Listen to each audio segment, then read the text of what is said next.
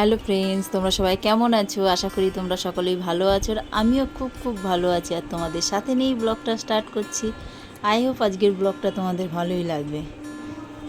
আর সকাল সকাল সমস্ত কিছু কাজ সেরে এখন এই বিছানাটা, যেহেতু তার আগে বিছানাটা গুছিয়ে নিয়েছি, তো একটু বিছানাটা ঝেড়ে যেহেতু ঘরটা মুছবো, তো ওর জন্যে বিছানাটা ঝাড় দিয়ে তারপরে ঘরটা ঝাড় দেবো। ঘর ঝাড় দিয়েই তারপরে ঘরটা মুছে এদিকে স্নানটাও সকাল সকাল করে নেব।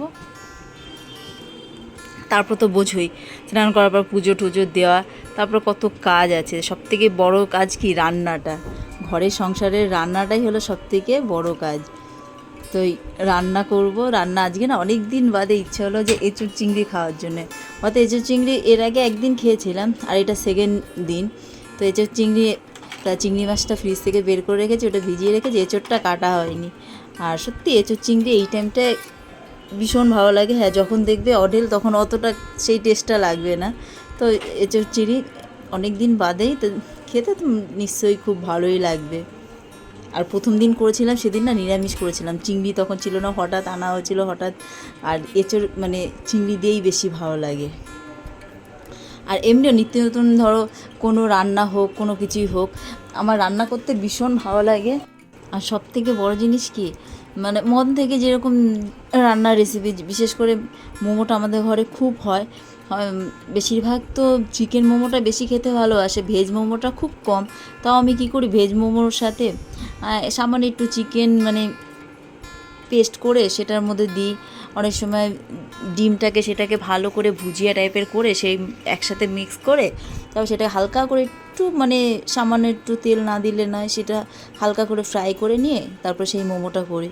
মানে তার মধ্যে গাজর, বাঁধাকপি, তা এইসব লঙ্কা টঙ্কা আদা, এগুলো যা যেরকম যে যেভাবে স্বাদ অনুসারে যেইভাবে খায়, তো আমি ধনেপাতা এগুলো সমস্ত কিছু ভালো করে একসাথে মিক্স করে সেইভাবে আমি রেসিপি তৈরি করে, সেটা তার মানে কি একদম ভেজও হলো না, একদম মানে চিকেনেরও হলো না। তো যাই হোক, এরকম সবভাবেই মিশিয়ে আমি রান্নাটা করি। তাতে কি সবসময় চিকেন খাওয়াও ভালো না, কিন্তু চিকেনটা খুব হয়, খাওয়া ভালো না খুবই হয়। ওর জন্যে একটু ভেজ খাওয়াটাও ভালো তার মাঝের মধ্যে। আর আমাদের ঘরে তো মানে ভেজটা খুব কমই চলে। সবথেকে মানে চিকেন বলো, ডিমটা তো ভীষণ চলে, ডিমটা সবাই খেতে ভালোবাসে। আর মাছটা একদমই পছন্দ করে না। মাছের মধ্যে একটু চিংড়ি মাছটা হয়তো খাওয়া হয়, বা অনেক সময় হয়তো একটু যেগুলো কাটা ছাড়া মাছ, হয়তো বড় মাছ যেটা, সেটা হয়তো ভালোবাসে। কারণ কাটার মাছ ভীষণ অসুবিধা, বিশেষ করে গলায় কাটা ফোটার ভীষণ অসুবিধা। আমিও সত্যি কাটাওয়ালা মাছগুলো খেতে পারি না।